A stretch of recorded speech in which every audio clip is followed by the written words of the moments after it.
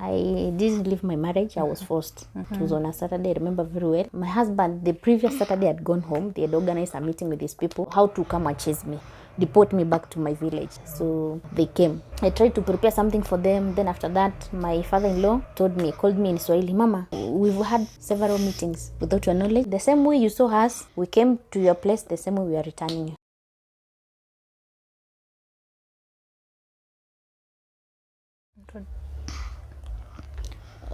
My name is Eunice Ndunge. I'm a single mother. I'm raising a cerebral palsy baby. His name is Emmanuel Wisdom, and he's 11 years old. So thank you, Eunice, for allowing us to interview you, and because it's World Cerebral Palsy Day, and we're hoping many people are going to be educated or through your story or inspire someone mwenye akona mtoto akona cerebral palsy. So umesema mtoto wako, umesema wewe ni single mom. Yes. Nilikuwa nataka kujua uko single by choice ama you were married alafu ndoa yako ikavunjika, tueleze. Okay, let me take you back like 7 years ago. I was once married, legally married for around 5 years. Then unfortunately we separated with my husband and he remarried without dissolving our marriage. The big reason for our separation was the baby.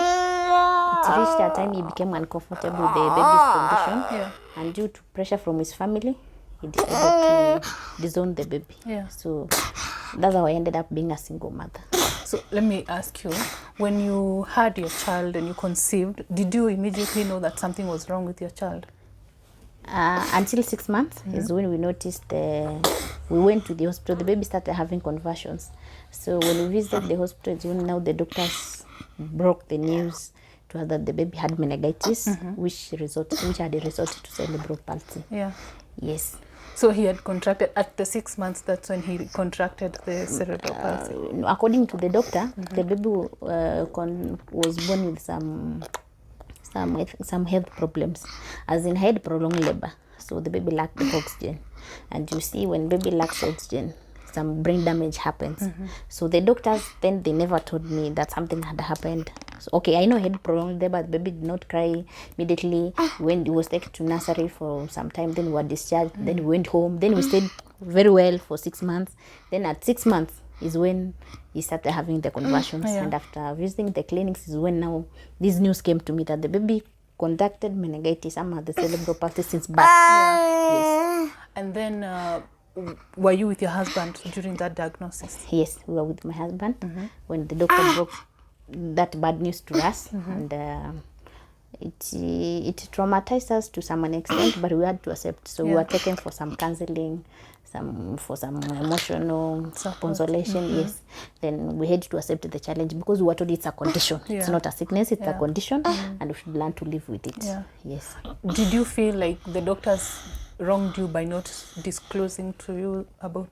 Yes, I can say there was some medical negligence. Because I think maybe perhaps if maybe I was induced or maybe I had some CS, maybe the baby could not be like this. I went to labor for 3 days. So yes, 3 days. So the doctors were telling me it's forced labor. I don't know what they meant by saying it was a forced labor. So they instructed me to go for a scan, which I went. Then the baby was normal, was fine. It's only the cervix that was not opening. So they said there was no need of inducing me. So I just wait. Since the labor pains, they were not frequent. They were just coming like in a duration of like 2 hours. They disappear, then they come again. So they told me just we're going to put you on a bed rest in the hospital. So I think perhaps they could have sensed something. The baby was getting tired. Distressed, Yes, and maybe take me for CS. Maybe we could not be where we are today. Yes. So then when you go back to home with your husband, now you've gotten the diagnosis and you've gone back home. The first day, how was it? In fact, the first day everybody was silent. We were like, but we were optimistic. You see, at first when you have never experienced that thing, you don't know it will take long. How it will. We were optimistic, like maybe in 2 days, 3 weeks maximum. We used to think it was like 2 or 3 months the baby would be fine because we were discharged on medications and then we were told to start some occupational therapy. So we were very optimistic that something is going to happen. Little did I know it's a condition and it's going to take sometime. Yes. So at what point now does your husband start changing? So my husband started changing when the baby was 4 years. So we moved to his own place. He got a certain job there. So I think pressure from his family. Then he somehow collaborated with them. Then they said the baby was a sign of curse in their family. Or at that time they said it was a bad omen in their family having such a kind of kid. They'd never seen it on their grandmother and their grandfather side. So they said they can never accept the child. So I have to go to my place. In other words, it's like you are the one who brought the curse to this family.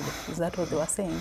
In one way or the other, they said the baby. Mostly it was the baby. My husband had no issue with me personally. The issue was the baby. Yes. And what are the things?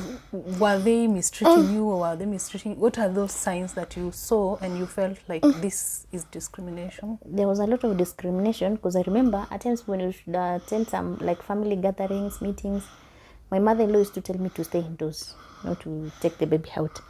She used to tell me, in case maybe you want to get out and greet some people, so my sisters-in-law will come and hold the baby, then I could go out, maybe meet with people, then I get back. So I was like, why is it I can't take my baby outside like the other kids? You see the other kids play, maybe socialize. So I used to see there was a lot of discrimination. Yes, and then it reached a time my mother-in-law, initially she used to love me, but to after some time, it's like that love faded. Yeah. It was like, this is not the kind of mjukuu I expected you to bring forth. So nikaanza kuona hiyo gap inaingia, kuna ameanza kuingiza baridi somewhere. Yes. Alafu now, after you've gone through all those things, you endure, and then what was the point where now you were like, I'm leaving my marriage, it's not working? I didn't leave my marriage, I was forced. So what happened, it was on January 2015, on 24th, it was on a Saturday, I remember very well. So my husband, the previous Saturday had gone home, they had organized a meeting with these people, so how to come and chase me, or deport me back to my village. So come that Saturday of 24th, they came to my place. I didn't have a knowledge that we had visitors. So all of a sudden I saw people coming, then my husband was like, they're just going to Shimba Hills. Shimba Hills was my grandmother's in-law place. So they came. When they came, I tried to prepare something for them. Then after that, my father-in-law called me in Swahili, Mama, kuja uketi chini, kuna mambo imetuleta tuzungumze. So I went and sat down. So when I sat down, he opened the meeting by saying, Mama, kuja uketi chini, kuna ile mambo imetuleta tunataka kuzungumza. Then I said okay. Then I went and sat down. Akaniambia, William alikuambia Jumamosi iliyopita tulikuwa na mkutano nyumbani, tulikuwa na kikao nyumbani. Nikamwambia hapana, William is my husband's name. So he was like, okay, sit down. I sat down. Akaniambia, we've had previous several meetings. Without your knowledge, your husband has been telling us he has been uncomfortable living with you and the baby. So we've come here to deport you back to your village, to your place. Akaniuliza, mama, nani uliwaona wakati mlikuwa mnafunga harusi? Nikamwambia nilikuona wewe, baba, Angosa na Angopita. Akaniuliza, sisi wote tuko hapa? Nikamwambia Akaniambia, then the same way you saw us, we came to your place, the same way we are returning you. So I was like, nikamkatiza, nikamwambia, excuse me dad, I'm not expecting to hear this from you since I'm not married to you. I'm married to William. So kama William amekuwa huko akuange comfortable kukaa na sisi, I was expecting him akuwa ameshaniambia. So baba akaniambia, mama, usi wakati wa kuuliza maswali, mimi ndiye naongea. So niligeuka na hasira, nikaangalia my husband was sitting just adjacent to me. Nikamuuliza, William, what is this I'm hearing? Akaniambia, afanye vile baba amesema. So I was like, what? Nikamuuliza, hizo miaka yote tumekaa na wewe, almost now it's close to 5 years. Mbona hujui niambie kuangi comfortable kukaa na mimi? Akaniambia, usikiza venye baba amesema. So at that point I broke in tears. I started crying. I went to the bedroom. Then they called me again. I came back to the sitting room. They were like, don't waste our time. We are not here to waste your time.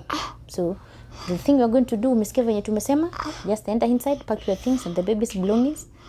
Our son wants to marry from Mijikenda. My husband was a Mijikenda, is a Duruma.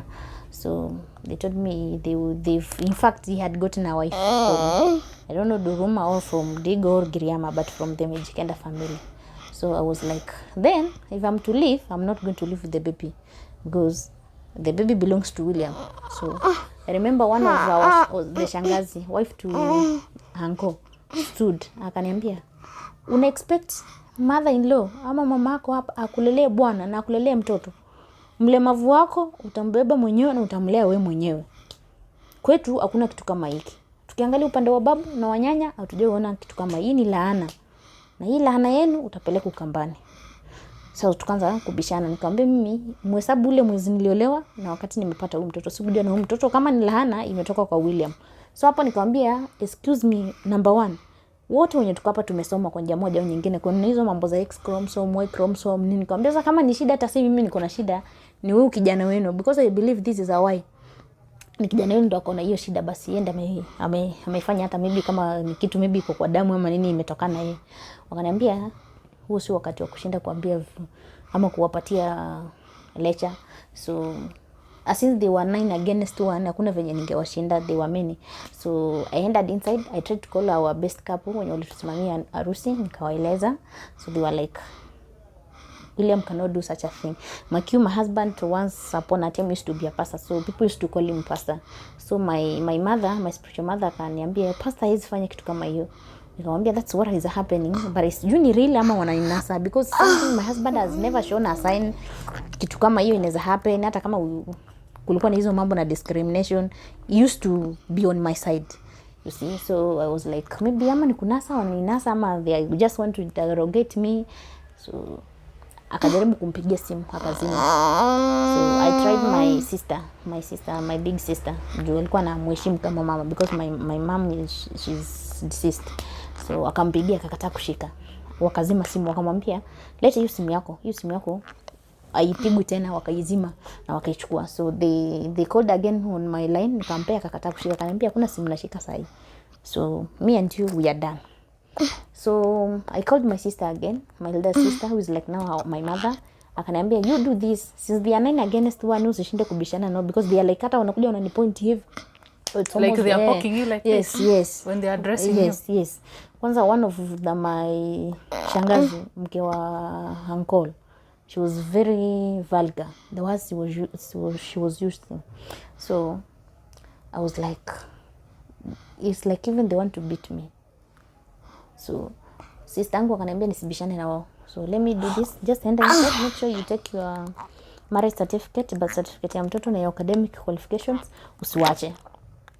But huyo mtoto usiende na yeye. Uache hapo. So wamesema ni mlemavu, wache mlemavu wao hapo. So I was like I can't leave my baby. My sister insisted, akaniambia wewe wache hapo. Akaniambia kwetu kuzaliwa mjinga. Wewe jaribu venye utaona venye utawachia mlemavu wao. Ukitaka kuua ama kufanya venye watafanya, wache. So I took my academics and the birth certificate of the baby. Then I looked for the marriage certificate. Nikapata my husband had already carried it. Kuna file yenye tulikuwa tunaweka vitu the important documents. We had a car, nikapata hiyo iko. We had a shamba tulikuwa tumenunua, the agreement was not there. So that file alikuwa ameshaibeba kupeleka kwa ofisi. Nikamwambia give me a copy of the marriage certificate. Aliniuliza huyo shangazi kwanza ndiye alisimama akauliza tunasema, nikamwambia nataka nipewe copy ya marriage certificate. My husband stood hapo ndo ali break the silence akaniambia what is a marriage certificate? Marriage certificate is just a mere paper. People marry at night and the morning they are separated. That's all what you want, to leave me in peace? Nikamwambia yes. Akaniambia twende nikakuchukulia. Alikuwa anafanya na ofisi za government. Maybe I don't want to mention the institution. Yeah. So we went. Nikachukua mkoba wangu nilikuwa nimeweka hizo vitu na nikabeba mtoto. Tuenda akanipea hiyo. But then I've not carried anything except that small handbag. Tukaenda kwa ofisi akanichukulia akafanya copy. Then we came to the town center. Nikamwambia mtoto anasikia njaa. Let me get on and buy something for the baby. I entered the shop. I bought a few things like yogurt, some few snacks. Then by then alikuwa ameshanipokonya simu. I had a iPad, alikuwa ameshaichukua. Nikabaki na kasimu kingine kadogo kenye nilikuwa naongea nako. So before I left, nikatoa line nikaiacha hapo. So nikaenda kwa duka the second time, nikamwambia nishikie mtoto, I get something else. So when nilimwambia nishikie mtoto, I get that something else, I left the baby with him. Nikaingia nikatokea na mlango wa nyuma. So they stood there, they stayed there with the uncle wakiningojea kwa gari, never to see me. The phone, wakiangalia phone is there. So the reason why I left the phone, I wanted to go that small phone for communication, but ndo wasinitrace. Mostly it was a smartphone. And one of these relatives, she was a CAD. So I knew there is the way they wanaweza ni trace. So nikaacha hiyo smartphone hapo. So I went to my uncle's place in Ukunda, nikapata msichana wa kazi, nikaomba simu, I put my line, nikapigia Ngo, nikamweleza Ngo alikuwa job, akanambia wait for me till evening, I come, we talk, then we go to your place, because where I used to stay at my uncle's place haikuwa place, but it's like a place of like 200. So my sister akanipigia tena, nikiweka line ikaniletea I tried calling you. Then I called her back. Nikamwambia nimemanage, nimehepa, nimewachia mtoto. Kanaambia good. Now do this because I know it's like you are not thinking right. Na sasa unaweza hata gongo na barabara uone vizuri. Enda ukate gari yenye itakulete Kisumu. My sister was in Kisumu by then.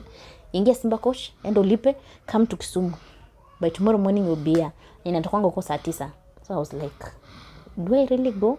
And yes, for now there is nothing else to think about. Now it's about your life, because inajua unaweza fanya something that is not good. Ukijua bahari iko hapo unaweza shtuka umejirusha. Anaambia ingia tu kwa gari, ukae hapo mpaka itoke. So I went kwa ile line yangu, I had some saving. Nikaenda nikatoa, na simu ya msichana mfanyikazi wangu. Then I bought another phone ya 1500. Nikamwizi, then nikawa sasa we can communicate, but nilikuwa nazima na washa until I left Mombasa. Ndio sasa nilikuja nikaiweka home kabisa. So I went to Kisumu, I stayed like for 2 weeks, but I was not in peace, you know, ile motherhood. So I was like, these people, they can do anything to the baby. Yes. So I used to cry, sikuwa nakula. So nikamwambia my sister, you know what, me have to go for my baby, because if anything happens, I will be guilty forever. If this baby dies, they kill him, because they can do anything. Now that he has this condition of conversing, they can leave him converse mpaka kufa, because they are no longer interested in him. So you guiltiness it and haunt forever. So nikamwambia, let me go and take my baby. If he's to die, wacha tukuje tukufa tu pamoja, lakini I will not leave him there. So I called the office, nikapigia boss wa my husband, nikamweleza what transpired. Then I gave me an appointment. I went to the office. We tried to speak. William was called. Akakuja akasema it's pressure from the family. He has no issue with me, neither the baby, but his family is pressurizing him so much. So he was like, just come back, then I will handle my parents. Nikamwambia I cannot come back. Since you have informed that party, my side also should be informed, because I believe marriage is for two. So kama wazazi wako wamefika kututenganisha, wazazi wangu pia wanafaa waingililie this thing. So boss wake akamwambia, "Yenyewe that's how it should be, because huwezi ita watu wa kwenu muongelee issue yako na bibi yako, na unaita mtu mwingine maybe from our side, maybe you could have called hata kama maybe ni pasta, something like that, but somebody from the other side." So akasema, then it is okay. It was on a Wednesday. Then I will organize with my parents. We go to our place on Saturday. Then we go and solve this thing. That was the end of me seeing my husband. I went, up to date. So I was given one of his seniors, and nikapewa gari, nikaenda kwa nyumba, nikachukua mtoto na a few clothes, because my husband is coming on Saturday. I took hiyo, unaona hiyo bagi ya mtoto hii wa mama wananuanga, I put a few clothes of the baby and like 3 for me, because the husband is coming on Wednesday. That was the end of our get the rest. So I went home, wakanisindikiza mpaka nikapanda gari. I went home. We waited for them that Saturday. They never came. They never showed up. In fact, he blacklisted me then. So around 4 ndo niliona amefungua simu, akaniandikia message, and I quote, ilikuwa inasema, "Stop bothering me. It's over between me and you. I will support our separation plea in court." Nikazimwa tena. That was the end of the conversation. Nikajua sasa huyu akuje and it's over. So you've never seen him again? Since then, okay, I saw him again once. So after that, nikajaribu nampigia. From then brother zake wakaanza kunitumia messages za matusi, like I can't pronounce hizo matusi, waliniambia ni matusi mbaya mbaya. Brother zake alitumia wakinitusi. Then the father also sent me a message, akaniambia, since January 24th, your story and my son, I don't know, it's cut shoes, really what alitumia, but alisema it's over between you and my son since January 24th, so don't call my son again. Na mimi nikamwandikia message, because I was in bitterness. Pia I responded negatively anyway. this is my father-in-law. Nikamwambia, I was never married to you, number one. So me, I was married to William. So this message you are telling me, it's over. Maybe you're supposed to send it to your wife. So, which I know it was inappropriate, but I was acting with bitterness. So nikaona, then I called my spiritual mother mwenye alikuwa ametusimamia kwa harusi, akaniambia I should not exchange words. The best thing I should do at that moment is to keep quiet, just be silent. So I waited for that man, never to show up. He changed his line like an year or so. It's when now alikuja akani block, tukaanza kuongea. Then now nikaona nikikaa kule nyumbani nitakufa na ile stress, alafu unaona kuna ile stigma, and then people will know you are married to a pastor, tena ni ndoa, unaanza ile kukuchekelea. So nikaona hapana, I'm going to die in the village. I came now to Nairobi to live with my sister. Nikasema no, I have to move on, life must continue. So I came to Nairobi. Then my sister hosted me. Ni hosted my house me. Hosted. Yes. For I think we have stayed with her for like 6 years or so, almost 7 years we've been together. Yes, she has been a very supportive to me. So I really thank God for her.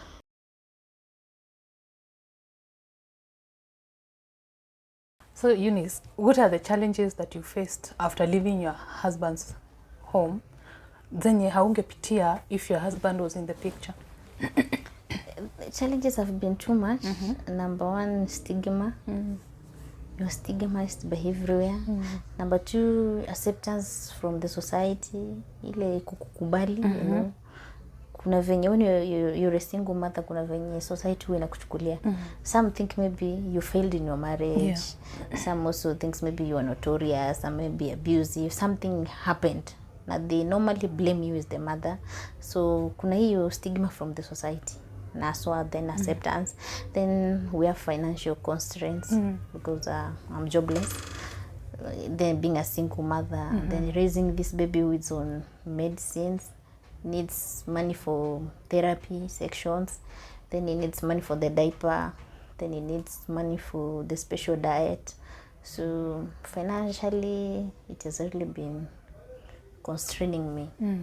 Then the emotional part of it, used to have somebody who used to be on your shoulder. Now it's like you're left alone in the whole world. Because even if it's family, they cannot stand with you the rest of your time. At times they will come and they're like, you need to stand on your feet. So emotionally, financially, acceptance. So it has really been psychologically torturing. Yes. Okay, so now you mentioned that you moved to your sister's. After you've calmed down and you're starting to get a clarity of things, what is the first step you took to understand what your son was ailing from? Okay, I had a knowledge of what my son was ailing from since 6 months. The doctor had already told me the baby had meningitis. We had done the MRI, we had done the EGG, then we had done the CT scan. So I knew what the baby was suffering from. And they had already explained to me in depth what to expect and what not to expect. So they had told me it's a terminal disease, it has no cure medically. Though here nowadays there are some things you can do maybe for the condition not to worsen, like stem cell therapy, then the normal occupational therapies, things like that. So I knew the condition of the baby, or I knew what to expect. Like, yes. And then now, did you, when you come to Nairobi, will you look for a job? How did you go back to your feet? Getting a job was not easy. So as I had said earlier, my sister had housed me. So with my mental state, even if I had gotten a job by then, I could not deliver because I was not stable. Because number one, I went into depression. So I had to go to hospital. I remember one day I fainted. I was taken to hospital. Then I was admitted for a week. Then they checked my pressure. They found it was very low instead of high. It was very low, so they have to jumpstart it. So then I got depression. I got ulcers because of, I think, because of what my husband had done to me. Because I never expected it in the first place. And you never saw it coming. Yeah, I never saw it. So it was just like an abruptly thing. So I was not prepared for it mentally. So at that point, I could not even maintain a job. Then number two, the condition of the baby, I had not gotten a suitable maybe house girl to take care of the baby. I didn't have even money to pay the house girl, number one. So I was forced to stay in the house for a year,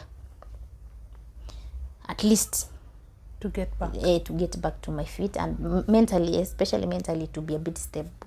Yes. So now when the year ends, did you get a job? Did you start a business?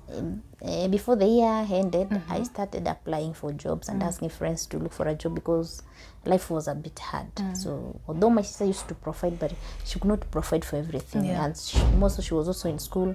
So I was constraining in one way or the other. So we had so many challenges. Even putting something on the table was a bit challenging. At times could just get something for the baby alone. So I was like, now I have to get to look for something to do. Yes, because at the end of the day, life must continue. Yes. So I accepted the challenge. Then now I had to take another step of moving forward and restart my life again. So I told a few friends and people to help me get a job. And by the grace of God, that happened. Come January 2016, it was on 20th, I remember very well, I got a job as a secretary in a private company somewhere along Gong Road. So I went and started immediately, and at least things started moving. Looking up. Yes, yes. Okay, and were you able to afford like the therapies and the medications? Did your husband come through? Because he had said, okay, he said he's going to support your divorce plea. Yes, yes. Did he support your son or anything like that? By then, I can backdate. Somebody advised me to go to court. I filed a case in court through FIDA. Then it took like 1 year. Then the ruling was made. Then it was made on my favor. So my husband was instructed to take care of the baby, but he never complied to the court rulings till to date. Even I was given a warrant of arrest. Then the FIDA, they were unable to arrest him. I don't know how. They used to tell me they don't have finances To to arrest finance his arrest. Yes, until they frustrated me, I just left the case there. Yeah. At that point of warrant of arrest, but I have the warrant arrest with me. But up to date, he has never been arrested. Yeah. But to reach a time, I just forgot about the case because of frustration. Because you can see, I've gone to court. I used to represent myself, but my husband used to bring a lawyer. So I've gone all the way.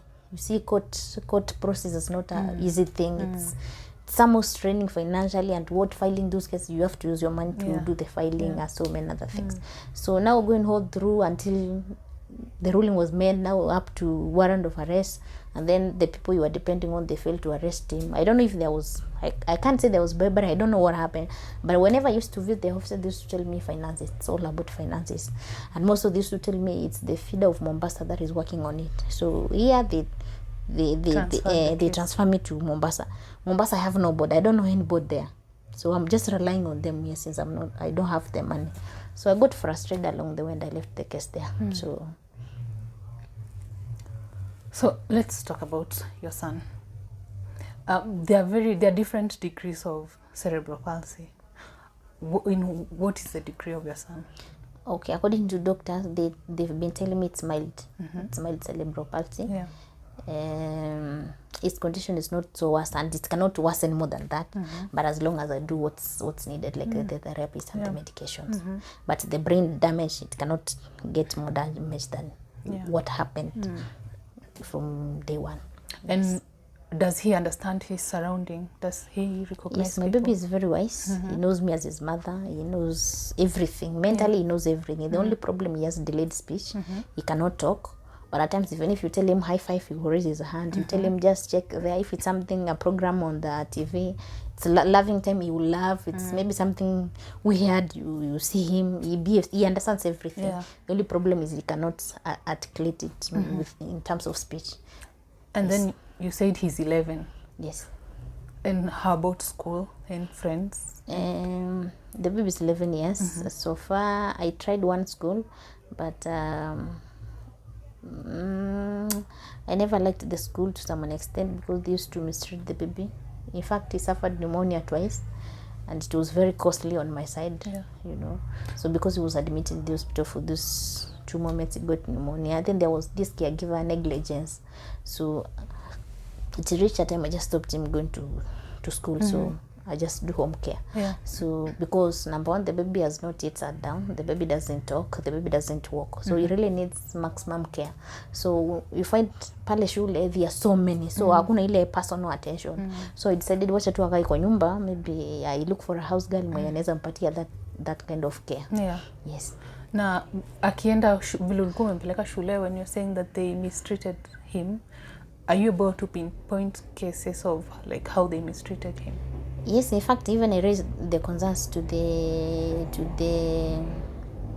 is it the head teacher, the one who was in charge of that the school. Yes. So because at times ulikuwa unaweza enda upate umejitemea mate, that baby is so wet the whole of year, the baby has not eaten anything. Ulimpakia snack na mnaitisha pia pesa chakula, ulimpakia snack, they have only given milk. So ukifika tu mtoto akikuona analia tu, you are like, what's not happening? So my baby lost weight, reduced so much. So I was like, do you mean you people don't feed the baby or what? Though I know the CP kids, they have problem of swallowing, so they have problem with their digestion system, but at least they could do something, because at the end of the day we were paying something and they had voluntarily taken up. Yes, taken up the yes. So I can say to some extent they really mistreated the baby. Yes. And in your assessment as the parent of your child, when you look at our education system, does it favor your child? Unaona kama will it be of use to your child in his condition? You see, the CP kids, the disabled people, persons with disability, their education is different from the normal ones. Because kuwapeleka the normal schooling, most of the times, like let's say like the autistic, they'll not be accepted because wanaruka hapa, they touch this, they this. So at times they will tell you just go for the special school, take your baby to the special school. So and I think government is not doing much, because me have today the baby is 11. I hear their government sponsors and whatever. He has done like 2 assessments, but he has never been taken to school. To school. Yes. So when they call us, we fill the form, then they are like, we are going to place you to schools. It never happens. Oh, so now you're still waiting for the placement for the child. Yes. Okay. And does he interact with other friends and children? Yes, to some extent. When you take him out, maybe we go to church, you see when he sees other kids running there around, he's a bit jovial. But there is this thing in them, wanaogopa, they just like fear anything. Na venye mtoto anaweza pita tu hapo, ona ameshtuka, then he starts twitching. So most of the times that is a challenge. Most of the times, like, I don't know, it's us who keep them indoors so much, or it's their condition. I don't know, but unapata hiyo kusocialize pia, it's not that much. Na pia watu wengi hawaelewi, like unaenda hata kama ni church, you find people wanakuangalia hivi, they're looking like, what's not happening? Wengine they think it's contentious, their children can contact it, so unapata kuna hiyo seclusion. So and when let's talk about like society, we've already seen that your family was discriminative. So do you get like other parents who have neurotypical kids, watoto wao hawana shida ya maybe cerebral palsy or other condition, how do they interact with you? The parents with the same kind of kids without wenye hawana it's like they generally the society most haijapewa you awareness as much. So I think much is needed, your awareness ya kuambua these kids, it's only that they have maybe like disability, but they are enabled differently in other ways. Utapata kuna mtu maybe ni physical, but mentally is fine, he can be an accountant, he can do anything, mikono yake iko sawa, but unapata society inaonanga hawa watoto ama the people with disability generally wako wadhaifu. They are like non-entity. You see, yes. So I think some awareness, some education is needed. Yes. And then now health, kwa sababu mtoto wako in his condition, he needs a lot of health care. What is your experience the moment you go to hospital? There are some hospitals you go, unapata medics are different. Kuna wenye wataku accept ama wataku welcome vizuri. Kuna wengine tu they are like it's your negligence. Like for example, can you recall one incident? I took my baby, hizo masiku alikuwa anapimwa kilo. Weight iko chini. Badala hata nampaona kuulize what's the condition of the baby, they start wanaanza tu kugombanisha. Mama wewe ndio unakula, ona venye umenona, ona venye mtoto amekonda. You see, they blame you. First hata hajaelewa this baby has a CP, is a CP kid ama he has another health condition. Maybe this is the result of why the baby is not adding weight like a normal kid. Generally, when most of the kids who have some health condition, especially the CP, kugrow yawe our growing normally like the normal kids. So unapata like weight they had very little, most of them. So kuna medics who understand, kuna wengine tu they are just there for money. Let me say, you know, medically I believe it's a calling. Most of it must be a calling. Yes. But some out there maybe just because of money. Yes, kuna wengine tu they will just handle you roughly. They're like, mama, carry your baby. Remember, even there's an hospital, I won't mention the name, I was admitted. And they're like, even they can't help me carry the handbag. I'm carrying the baby's conversing. We are going to the ward. Nobody's even helping in anything. Unaenda tu wanakuachanisha tu hapo like that. Ngojea daktari anakuja. You're like, hey? Yeah. So, see what, but some understand, yes. But kuna wengine they're just very rough. Now, when you go now to seek the services, so sometimes they'll ask you if you're paying via card or via insurance. Yes. Does that set you aside? I'm telling you, when you're using card, you are mostly preferred. The times I used to use that card, unapewa zile privileges. Because kwa card, you know, they deduct a lot of money than when you're paying cash. So wakati uko na card, it's more privileged. Yes, and than when you're paying cash. And now that you don't have a card, how is your experience? It's a bit tough. Na kwanza kitu ya kwanza wanataka uwekelee pesa kwanza. See, unajua ya card wakiweka tu card wasoma oni kuna pesa, you are attended immediately, everything you need utafanywa. But sasa kama ni ya cash, maybe you don't have that cash for them. Unamwambia okay, admit, in the process of admission ama when the baby is admitted, I will look for a money. Unaona tu they just slugger, they are like, no, you know what, things like that. Yes. So when you're on a card, they are mostly preferred. Yeah. Yes. And NHIF? NHIF initially iko inasaidia such, it used only to pay for bed when you admitted. Outpatient hakuna kitu ilikuwa inasaidia. But of late at least imeanza kusaidia, especially kama ni OC za gava, at least inasaidia physio. Just physio? Occupational therapy, yes. Yes, but medication no. Yeah. No, yes. Let's now talk about like employment. You've been employed before. Do you feel like sometimes you get mistreated or discriminated against because you have a child with disability? Like my last place of work, I never told my boss of the condition of the baby. Because I used to ask permission so often. So until one day happened to me, are you the only person here? Are you the only parent in this company who has a baby? But the previous one nilikuanga nimemwelezea, at least alikuwa na understand kidogo. But mwingine tu niliona tu hata ukimwelezea ni kama kupigia mbuzi gitaa. So it's just to deal with my own issue. So there are some employers who understand ukiwaelezea, but kuna wengine tu they are like, that's your own language. Here it's professional. You come here to work, not to bring your family issues here. Yes. Okay, now but pia, let me add on something. It's also a bit tricky sustaining a job when you have a special kid. You need to have a very understanding employer. Because at times like sasa kama wetu wana converse, umemwacha nyumbani na msichana, then you are being called. Ukipigwa simu mtoto ameconverse. You can never uweze concentrate kazini. At the end of the day, you have to ask for permission to go home. Yeah. So parents with the special kids, they need employers who are very understanding. Yes. And now COVID, pandemic had come. Yes. There's a routine maybe you had before the pandemic, and then now we have the pandemic, you have to change the routine. How has it affected you and your child, like all around? Ume feel the heat of the pandemic, having a child with special needs? Yes, so much. Because number one, kwanza restriction of movements. Unaona now like hawa uwezi weka mask. Like mehoni ukimweka mask hata uwezi fika pamoja ametemea hata amekula, ametafuna tu kabisa. So you are like now mnaenda place, you are like everybody should be on a mask. This will be na wale wataki ku understand, nakwambia hata I remember there was a time tuko church venye zilifunguliwa, after venye walikuwa wamefunga wakafungua. What the first requirements of kuingia church is a mask. Sasa hasha they don't want to understand you that your baby akona condition, they want to umweke mask. Wanasema hapana, gava sijui wanakuja kuinspect kila mtu mpaka kuna mask. Naambia huyu mtoto hii mask amekula, unaona kama imeshajaa mate, so hata nitani nikimfunga is a waste of time. Just allow. I remember there was a place who was almost refused to enter church because mtoto ana mask. So mimi nikamfunga tu juu kuingia tu hapo kwa entrance, lakini tukifika ndani ameshaitemea mate, ameshaikula, nikaitoa. So it has really affected us in terms of movements.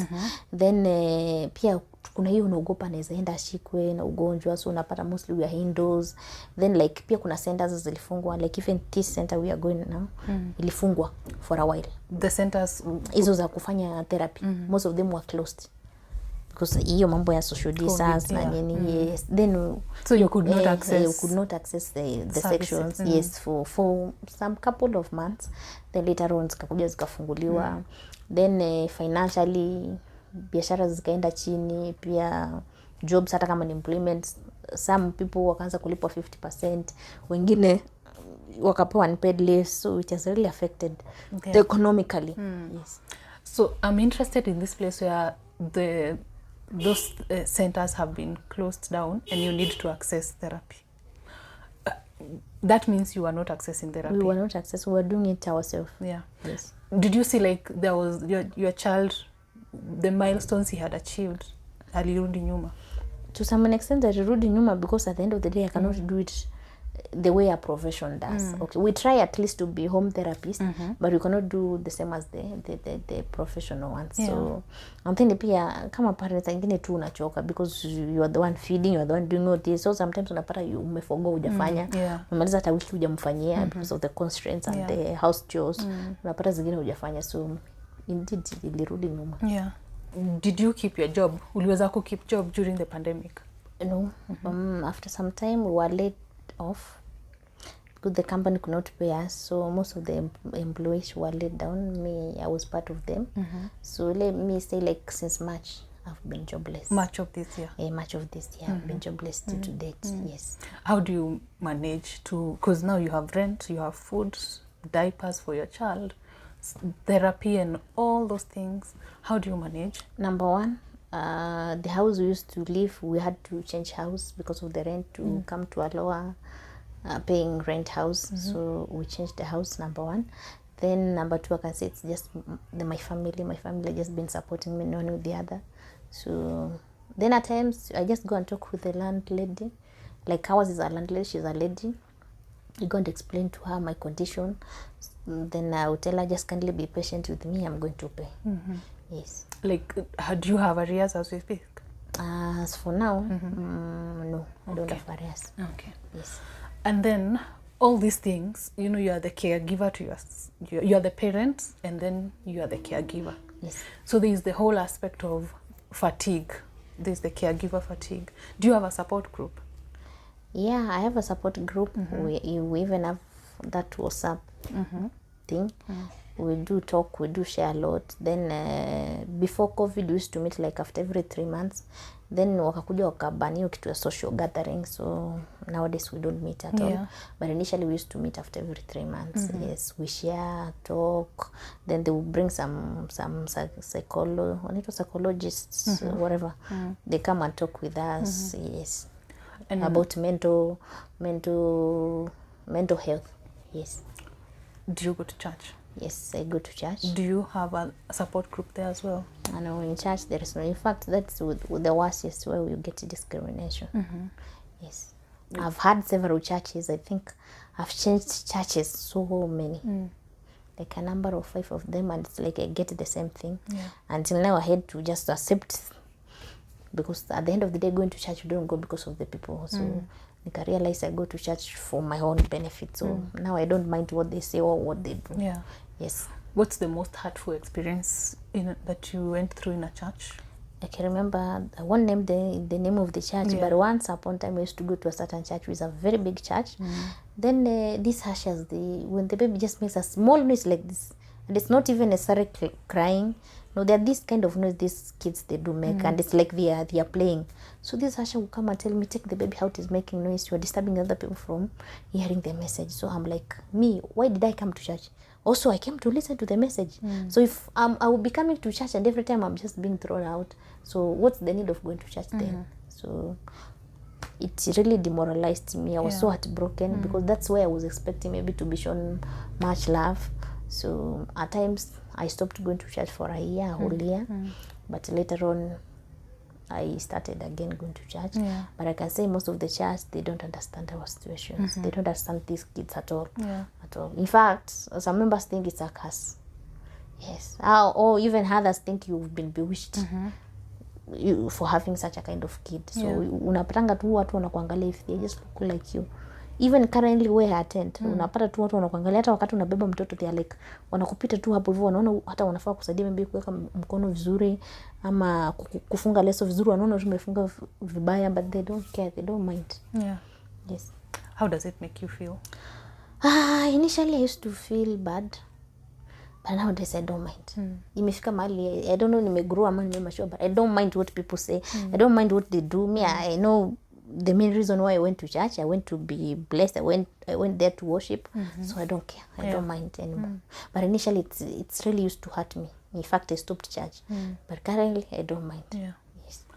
I know because you left, you had a fallout with your family-in-law.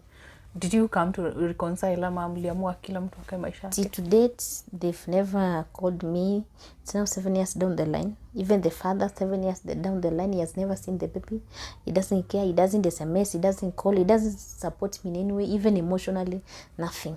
Neither his family. Nobody. Yeah. Nobody cares. Yeah. Yes. And when you learned that he married without dissolving your marriage, did it make you feel a certain way? Yes, it was very painful. In fact, I never expected him to marry, number one, because we had married in church legally. And then he was a pastor. Yeah. So although he had backslidden, but I never expected him to marry, number one. So him marrying was a surprise, and it was a big blow to me. You see, then I was like, who is going to accept me now with this baby? If the father, his own father, has disowned him, which other man? Yeah. You see, now it's like 7 years, I've never gotten married. You see, so I'm like. And do you feel like having a child with special needs gets in the way of like you having a man, like you getting into another relationship? Does it pose any challenge? So many men fear. When they learn you have a child with disability, hey, wanakanyanga kubwa. They are like they go. Yeah. Most of them, ama they just sympathize on them. They say, oh, okay, fine, you'll be fine. Nini. Wanaenda tu chini ya maji polepole wakipotea. The ghost.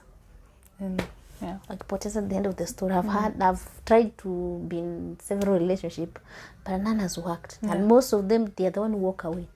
And I have not wronged them, me personally. Then bado ukija kuuliza mtu kwani what happened, mtu anakuambia hey, mimi niliona mimi sitawezana. You see, ile ku accept such a kind of kids, it's hard. It's to get a man mwenye atakukubali na kubali hiyo condition ya mtoto. It's a bit hard. Hiyo itachukua mkono wa Mungu, let me say so. Yes. Yeah. So for someone who's watching this video na kuna mtoto who has cerebral palsy, and they are maybe in a situation like yours, or they are wondering what they should do, maybe you can look at that camera and encourage them or leave a message for them. Okay, number one, I will tell them, number one, these kids are blessings. Me, I hate it because of this baby. How I pay rent, I don't know. Miraculously, Mungu tu anaguza mtu anakuza. Like last month, my sister came and visited and did a few shopping for us na kanipea 10K, akalipa nyumba. And suppose ingekuwa na mtoto, she could have done. Hangekuja angefanya that thing. So unaweza kuwa hata times even naenda hivi nimebeba mtoto tuko kwa mati, mtu umekaa next, unaona wakati unalipa fare anakuambia mama usilipe, anakulipia, anasema hey, ningekuwa sina mtoto mtu kweli angenilipia hiyo fare, angenilipia. So this baby, they are blessing, number one, from God. Some people take it as a burden, ama ni kama Mungu alitupanish kukuwa na such a kind of kids. But it's not a punishment. Mungu aliona you are able to take care of that baby. Yeah. You see, he knew you are able to take up that challenge. Ndo akakuentrust na that mtoto. So I can say it's a blessing. Me, I've learned a lot to this baby. This baby has made me mature so much. This baby has taken me to places I never wished, ama I never knew I could go. But this baby has cost me, mpaka nimeenda kwa Songo na huyo mtoto. Mtoto amefanya nikaenda nikakutana hata na governor. You see, so like I say, it's a blessing, number one. Maybe in disguise, but it's a blessing. It's a blessing. So number one, I would tell my fellow parents, accept. Number one is accept. Accept this is a condition. Isi ugonjwa. It's not a disease. It's a condition, and it's there to stay unless God does miracle ama through therapy kitu ifanyike improve. So ukisha accept, in fact zile vitu zingine zinakuwa rahisi. Then don't mind what the society ama the other people are telling you. Don't mind. Mimi nilifunga masikio. Hata ukiniambia kitu inapitianga hapa ikienda na huko. I don't carry offense. Or I don't carry anything negative people tell me for the sake of my health. So just accept the challenge and then ignore what other people are telling you, then kupenda hawa watoto. Me, my baby is my everything. Even if today, for example, I get a man, hata unipende aje upendi mtoto wangu, unaenda, we just go. I have no time for you. Number one, you must touch the heart of my son before even touching my heart. So I love my baby to the moon and to the back. He's my sweetheart, he's my everything. In fact, me namwambianga, you are the only man that sleeps next to your mother at 11. So number two, they should love their kids. Love them, even hata kama maybe umebarika umezao ingine. Show this one much love than even the normal kids. This one, they need a lot of attention. Care, a lot of attention. Yes, they should love their kids. And they should also put their trust in God. They should not despair, because at times I know it's very straining. It's also constraints. So they should trust in God. They should also believe in God. That nile kukua tuna ile hope that one day things will change. Mimi it's 11 years. Huwa naamka tu nikijua kesho naweza pata kanaongea, ama kesho naweza pata kitembea, ama naweza pata ameanza kuketi. Hata nikiamka kesho nipate he has not achieved those milestones I was expecting, I still have hope that tomorrow things can be better, because you never know. So they should be hopeful. Yes, they should not give in to despair. Or it's like now this is the end of it, mtoto ataka disabled forever. No, like for my son, shingo ilikuwa inakaa hivi, ange hold anything, used to look like nitasema ufakada, mkishika hivi kanaenda hivi, but at least sasa unaona hata ukimketisha, hata ukimshika akona nguvu. Yes, and na shingo imestabilize, and he can interact, he can do many things. He keeps me happy, keeps me moving, you see. So they should not give in to despair. Yes. So Eunice, tumeshukuru for the opportunity to take your story and to share with people, because today is going to be the World Cerebral Palsy Day. Yes. At least mtu ataji-educate, they'll go and find out more about cerebral palsy. And we are running a campaign called Diaper for Dignity. Yes. Because tunajua mostly diapers are very expensive. I think they're the most challenging thing. Yes, and the medications. And the medication. Yes. So we felt like we are running that campaign. It's called Diaper for Dignity. Yes. We are distributing diapers to parents who have children with developmental disabilities. Yes. And so I thought charity begins at home. We've done a video with you before. Yes. And we've interacted before. And I know you could use help with the diapers. So I figured you're going to be the first person that we are blessing with these diapers. I really appreciate it so much. Thank you so much. I know they're going to take you, hata kama ni mwezi moja, they are going to take you somewhere. And this mafuta, we are not advertising, so and some milk for your child. Iko hapo kwa meza. So let me just place them back on the floor. Thank you. If you're part of these donations that we got from this Diaper for Dignity campaign, we want to say thank you. And Eunice can confirm she has received the diapers. And si umeconfirm? Yes, I really have confirmed. Nimezipokea, nashukuru. Thank you so much for being mindful of us. In fact, umetupunguzia mzigo kubwa sana. You're welcome. So that's all for today for the video, and thank you for watching and for subscribing. And if you have any questions that you want to ask regarding this condition, cerebral palsy, Down syndrome, autism and more, leave the comments in the comment section. If you want to be part of this donation Diaper for Dignity campaign, we're going to leave details on how you can support us and how you can enable us to do a wider reach for the parents who have children with developmental disabilities, because there are many. Yeah, would you want us to share your contact with people? Yes. So please. Okay, my number is 0729 21 6314. I repeat, 0729 21 6314. That's Safaricom. Then I have Airtel, 0784 10 2913. 0784 10 2913. And Gina, we are like the M-Pesa number? The M-Pesa number to come with Ndunge Nzuki. Ndunge Nzuki. Yes. Okay, so yeah, I think that's all for now. Be safe and make good choices.